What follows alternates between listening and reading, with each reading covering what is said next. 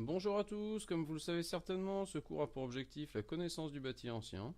Pour suivre ce dernier, vous aurez à votre disposition un support écrit ainsi que certaines vidéos afin de comprendre au mieux ce module d'une durée de 30 heures pour ma part. Dans un premier temps, je me présente, je m'appelle Anthony, je suis ingénieur génie civil et j'ai eu par la suite un master enseignement et formation puisque depuis 2014 je suis enseignant. Venons-en au vif du sujet. L'homme a depuis toujours cherché à s'abriter des intempéries, des dangers extérieurs, afin de se réunir en toute sécurité. On en retrouve encore énormément de traces, que ce soit proche de chez vous ou bien plus loin. Pour exemple, nous trouvons les grottes de Lascaux, certains tumulus, l'église du village ou à plus grande échelle les pyramides d'Égypte, les temples incas, le Colisée, etc. Afin de protéger ou encore conserver ce patrimoine, les travaux de réhabilitation, rénovation et restauration sont de plus en plus importants et nécessitent des compétences spécifiques pour déterminer les causes des désordres et préconiser les remèdes. Les solutions proposées sur le marché proviennent essentiellement d'une fabrication dédiée aux ouvrages neufs. Ceci implique le plus souvent une adaptation plus ou moins complexe de ces solutions, et donc une connaissance accrue des constructions anciennes. Mais avant de s'intéresser aux constructions anciennes, intéressons-nous aux bâtiments actuels, et plus précisément, leur technique de construction. Tout projet actuel commence par un besoin de l'utilisateur qui fixe avec précision le cahier des charges, ou dans notre jargon le CCTP. Dans notre cas, le maître d'ouvrage a besoin d'une maison ou encore d'un ERP. L'architecte, grâce à un APS et à un APD, a imaginé une solution. Il fixe ainsi la forme, les matériaux ou bien les dimensions. Il est important de noter que seulement deux de ces trois caractéristiques peuvent être fixées. En effet, si les trois contraintes sont fixées, le bureau d'études ne pourra réaliser aucun dimensionnement. Arrive donc l'étape du bureau d'études qui modélise et résout le dimensionnement de l'ouvrage, en accord avec les règlements de calcul en vigueur, DTU, Eurocode, etc. Dans certains cas, un prototypage peut être réalisé afin de voir avec exactitude le comportement de l'ouvrage face à un séisme par exemple. Si les dimensions sont en accord avec le souhait du maître d'ouvrage et du maître d'œuvre, ainsi qu'avec la réglementation, l'ouvrage est construit. Dans le cas contraire, une négociation a lieu entre bureau d'études, maître d'œuvre et maître d'ouvrage. A contrario, les bâtiments anciens n'ont en aucun cas suivi ce schéma préétabli lors de leur construction et pour cause. L'ordre des architectes a été fondé en 1977 et les ingénieurs génie civil apparaissent en 1748. Le schéma était donc beaucoup plus simple. Le maître d'ouvrage a un besoin d'un bâtiment tel que lui seul l'a imaginé. Les compagnons réalisent l'ouvrage suivant des méthodes ancestrales et empiriques. En effet, cette technique de construction, on savait que ça tenait. On réalisait donc la même chose encore et encore. La problématique est que ces techniques ancestrales variaient suivant l'emplacement géographique de l'ouvrage et ne suivaient en aucun cas une réglementation.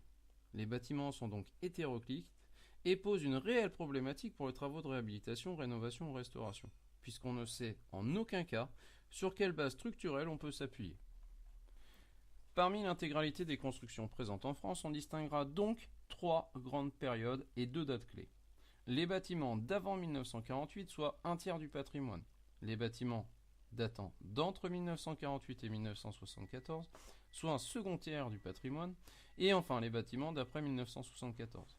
Ces bâtiments étant les derniers tiers du patrimoine français, ils sont considérés comme des bâtiments neufs et ne feront donc pas partie de nos études. Mais pourquoi 1948 et 1974 ? La date de 1948 correspond à la grande reconstruction d'après-guerre. En effet, une grande partie des bâtiments ayant été détruits, il a fallu reconstruire en masse. Les travaux commencèrent donc à cette date. De plus, ce qui est notable, c'est la mise en œuvre, et ce pour la première fois, de règlements de calcul. Ceci entraîne donc une construction uniforme et homogène partout en France. Concernant 1974, elle fait suite à la crise pétrolière de 1973 qu'a subie la France. Suite à cette crise, l'État français s'est aperçu de sa dépendance face aux énergies. Il met donc en œuvre immédiatement une première réglementation thermique. De nos jours, il est donc important de connaître les grandes époques de la construction, mais il est aussi primordial de connaître le type d'intervention à faire sur l'ouvrage. On distinguera donc réhabilitation, restauration et rénovation. La réhabilitation, elle concerne l'amélioration de l'habitat existant. Elle peut être légère, telle qu'une installation de l'équipement sanitaire, électrique, chauffage, etc., moyenne ou lourde. La restauration. Elle est réservée aux bâtiments ayant une valeur historique certaine, qu'il s'agit de remettre à l'état identique. Et enfin, la rénovation. Elle concerne les opérations qui commencent par une démolition. Elles sont similaires aux opérations de travaux neufs, si ce n'est la phase de démolition-libération des emprises foncières. De cette distinction ressortira des contraintes de construction telles que par exemple ouvrir une carrière abandonnée depuis des siècles afin d'obtenir la même pierre, et ce pour remplacer une pierre abîmée par le temps sur un ouvrage d'une valeur historique certaine.